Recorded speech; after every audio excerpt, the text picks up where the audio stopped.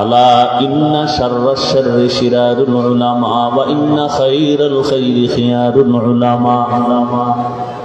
রহমতের নবী বলেন জমিনের মধ্যে সব থেকে খারাপ হবে একদল আলেম, আবার একদল ভালো হবে, চূড়ান্ত ভালো আলেম। এক বচনে আলেম, বহু বচনে উলামা।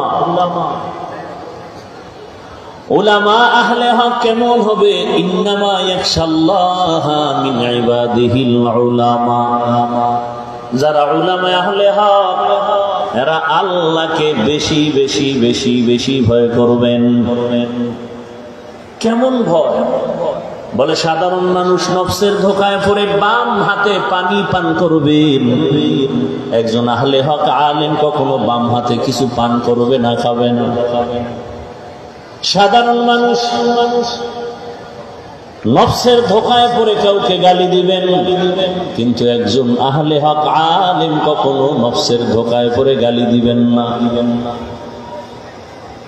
আহলে হক উলামা